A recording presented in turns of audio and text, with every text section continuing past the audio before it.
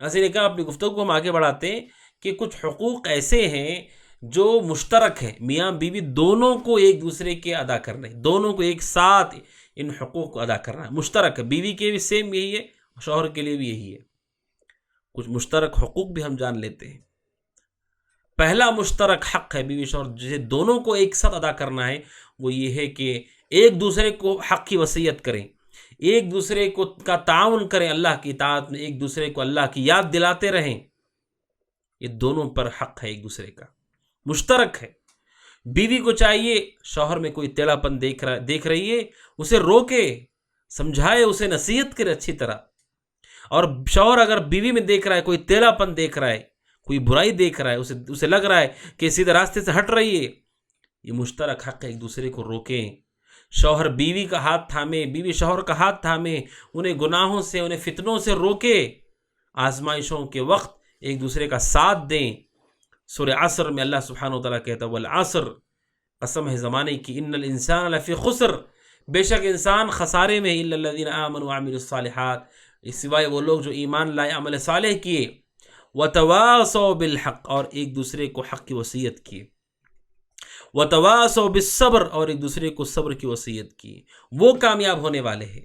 جب سارے انسانوں کی کامیابی اسی میں ہے، ایک دوسرے کا حق کی وصیت کریں، حق کی یاد دلائیں، حق کو، سنت کو یاد دلائیں، توحید کو یاد دلائیں، شرک کی خطرناکی کو یاد دلائیں، بدعت کی سختی کو یاد دلائیں، گناہوں کی خطرناکی کو بتائیں، فتنوں سے آگاہ کر دیں۔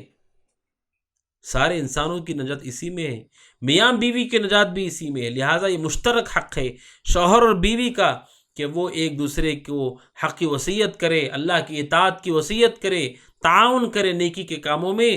یہ وہ حق ہے ناظرین اکرام کہ جس کے ذریعے سے میاں بیوی کا رشتہ مضبوط ہوگا۔ اسی لیے میں نے آپ کے سامنے اس سے پہلے درس میں رکھا، سورہ نساء آیت نمبر 34 میں اللہ کہتا ہے واللاتی تخافون نشوزہن، کہ جن کے نافرمانی کا تمہیں ڈر ہے، فعظوہن، اللہ سبحانہ وتعالیٰ کہتا ہے کہ تم انہیں نصیحت کرو۔ کیا مطلب؟ ابن قدامہ رحمۃ اللہ علیہ کہتے ہیں فمتى ظہرت من امارات النشوز، جب عورت کے اندر ناشکری کے، نافرمانی کی نشانیاں ظاہر ہونے لگے، جیسے مثل ان تتثاقل وتدافع اذا دعاها ولا تصير الیہ الا بتکرہ ودمدمہ، کہ جب وہ نشانیاں دیکھ لے کہ عورت بوجھ سمجھ رہی ہے مجھے، یا وہ دیکھ لے کہ وہ اس کی پکار پر خوشی سے لبیک نہیں کہہ رہی ہے، تو وہ جان لے کے شروعات ہے، ابھی نافرمانی کا مرحلہ آیا نہیں ہے، ابھی شروعات ہے۔ لہٰذا اس کو یاد دلا دے، اللہ کی یاد دلائے، نصیحت کرے اس کو، اور اللہ نے جو اس کے اوپر ذمہ رکھا ہے اسے یاد دلائے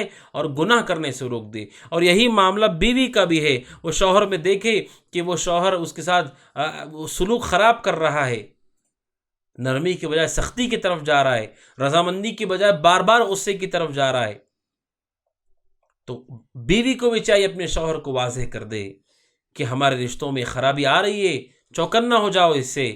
یہ دونوں کا ایک دوسرے کا حق ہے۔ ناظرین کرام، آپ سوچئے اگر میاں بیوی ایک دوسرے کو پریشانی سے، مصیبت سے نہیں روکیں گے تو پھر کون روکے گا؟ یہی تو گھر کی بنیاد ہے، اگر یہی نہیں روکیں گے تو پھر گھر کیسے چلے گا؟ تو یہ مشترک حق ہے ناظرین اکرام، میاں بیوی کا پہلا حق ہے جو میں نے آپ کے سامنے رکھا کہ وہ ایک دوسرے کے لیے متعاون ہوں۔